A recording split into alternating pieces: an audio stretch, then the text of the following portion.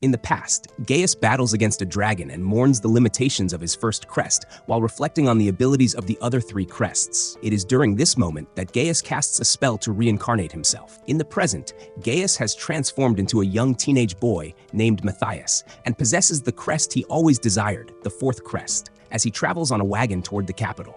His aim is to take the entrance examination for the academy located there. While on the way to their destination, Matthias detects the presence of a calamity-ranked monster in the vicinity. The wagon driver dismisses Matthias's assertion, but when a large tiger-like creature confronts them, Matthias swiftly addresses the threat, leaving the driver amazed. Upon arriving at the capital, Matthias enters a weapon shop, where Alma implores the shop owner Bice to mend her friend's shattered magical sword. However, Bice declines to repair it, stating that it is beyond his capabilities. Intrigued by the swords available in the shop, Matthias eavesdrops on the discussion between the two, and when Alma seeks a new sword, he offers to enchant it for her. Even though he lacks the proper crest for the task, Alma insists he proceed with the magistone she carries. Bice attempts to caution Alma against allowing Matthias to enchant the sword, but Alma believes in his abilities. They then sit at a table and introduce themselves, with Matthias requesting to be called Maddie rather than Matthias. During their exchange, Alma's friend Luri arrives, and Alma introduces Maddie to her. Once Bice completes the work on Luri's sword, Maddie quickly enchants it, astonishing everyone with his rapid execution. Just as Luri is about to test it, she accidentally slices the table they were using in half, shocking everyone present. Claiming that he performed a simple enchantment, Bice acknowledges that Maddie not only accomplished the task quickly, but did so without a chant. He then inquires if Maddie would like to pursue a career as an enchanter, but Maddie outright declines. On the day of the exam, Maddie encounters Luri and Alma once more. Luri successfully completes the combat segment of the exam, and when it's Maddie's turn, he confronts Guile. He refers to Maddie's father's name, expressing his desire to see how well his father instructed him in swordsmanship. The two engage in battle, and Maddie easily triumphs due to the magical enhancements he applied to his sword during the duel. The subsequent part of the exam involves target practice, where participants must launch fire arrows aimed at 5 targets. Luri is the first to go, and with her first crest, she successfully strikes all the targets, prompting Maddie to reflect on the inefficiency of the contemporary understanding of crests. For his segment of the exam, Maddie casts a fireball spell because of the limited range associated with the 4th crest. The end result creates a massive crater in the center of the examination area. Afterward, now dressed in an academy uniform, Maddie encounters Alma and Luri, with whom he attends the opening ceremony. Headmaster Edward delivers a brief speech and subsequently requests that Maddie visit his office once the ceremony concludes. Concerned that he may be expelled for the incident where he damaged the exam grounds earlier, despite having repaired them with his magic. In Edward's office, Edward recounts Maddie's achievements during the exam, but neither rebukes him nor seeks any information on how he accomplished such feats. Instead, Edward asks for his assistance regarding chantless spellcasting. This is because the Academy adheres to its curriculum, which disapproves of chantless spellcasting. This is the reason Edward desires Maddie's help. He wants him to teach chantless spellcasting in preparation for the forthcoming inter-school competition. Sometime later, Maddie showcases his chantless spellcasting to the Academy students, with another teacher named Gaizal also contributing to the demonstration. By evening, Alma shows Maddie her newly acquired chantless spellcasting abilities,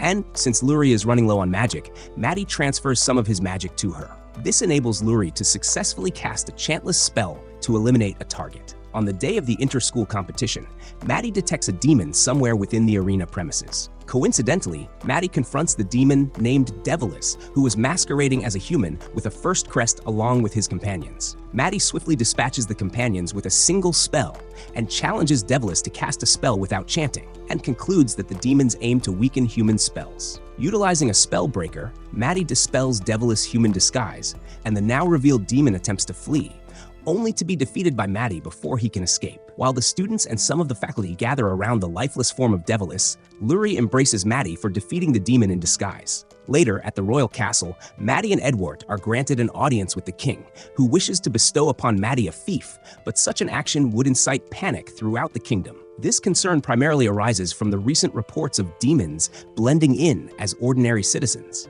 Instead, the king fulfills Maddie's request for full rights to the treasures obtained from within the dungeon. Once this matter is settled, the king seeks Maddie's thoughts on the absence of the 4 magical chosen ones. The king expresses his belief that since the emergence of the magical chosen ones countless years ago, demons have gradually managed to infiltrate human society. From Maddie's inner reflections, during his previous life, he had driven the demons to near extinction. It is theorized that the surviving demons have embedded themselves within human society and propagated magical falsehoods, leading to a decline in humanity's magical prowess over the years. Although the king is under the impression that the demon situation has been resolved, Maddie clarifies that the problem is more serious than ever. In Maddie's view, if the demons think it is no longer necessary to disguise themselves as humans, their subsequent strategy would be to gather their forces for a full-scale assault that could obliterate the kingdom. Maddie estimates that it would take 3 months for the demons to assemble sufficient forces to undertake this endeavor. With the circumstances appearing grim,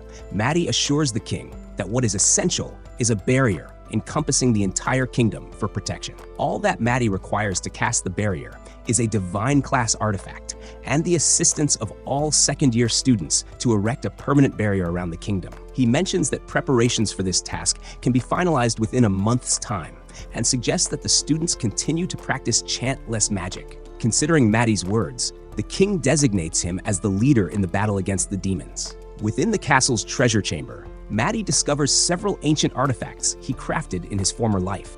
These artifacts include a magical sword and a pendant that is a magical accessory, significantly enhancing experience gained from combat. Later, outside, Maddie observes the academy students practicing chantless magic. Both Luri and Alma then approach Maddie regarding what they learned from Edward about the barrier. Maddie affirms this and states that he will be venturing into a dungeon to gather the necessary items for its completion. The revelation astonishes the two, and Maddie suddenly realizes that he should invite them to accompany him as a party for the dungeon exploration. Initially, the two hesitate to join him, citing their self-admitted insufficient combat skills, but after providing them with some advice on archery and enchantment magic, they accept the invitation. Eventually, the team arrives at the dungeon, where Maddie retrieves a small monster for them to use as target practice, helping Luri practice her newly acquired enchanted archery skills. The training continues for a while, and after Luri grasps the fundamental aspects of the thread-guided chant, Maddie assigns her the challenge of eliminating 2 monsters with a single arrow.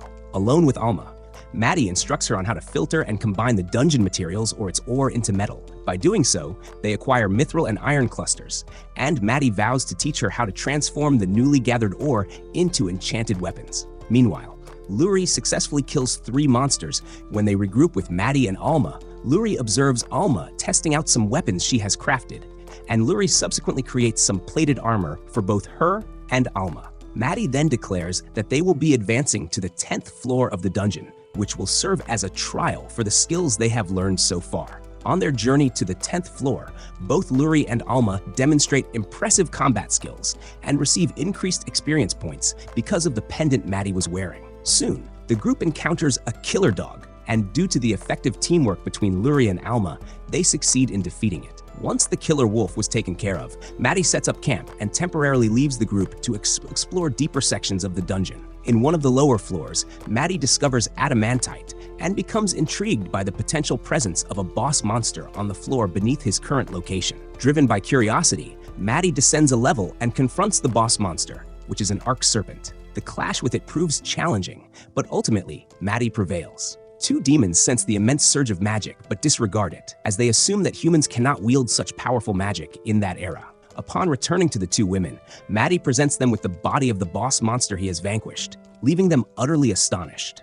Maddie, Luri, and Alma go to the local adventurers guild to submit the items they discovered while in the dungeon. The receptionist mistakenly assumes that Maddie is the party's porter, to which he responds that he is carrying his own belongings and summons the severed head of the arc serpent from his inventory. Outside, the receptionist evaluates the arc serpent head and then the magistone obtained from the body of the boss monster. Although it is thought to be as valuable as a national treasure, Maddie asserts that it's not sufficiently large to energize the barrier protecting the kingdom. Despite the receptionist stating that the guild lacks the funds to purchase what Maddie's party has provided, they ultimately receive 750 gold. While heading back to the academy, it's agreed that the money will be divided 3 ways, and once that was arranged, Maddie notices the presence of 2 formidable demons. After a short moment, both Luri and Alma also detect it. In the sky, demons Ashril and Deshril are plotting to attack the Royal Academy. Returning to Maddie's group, Maddie assesses their strength and cautions that one of them is more powerful than Devilis.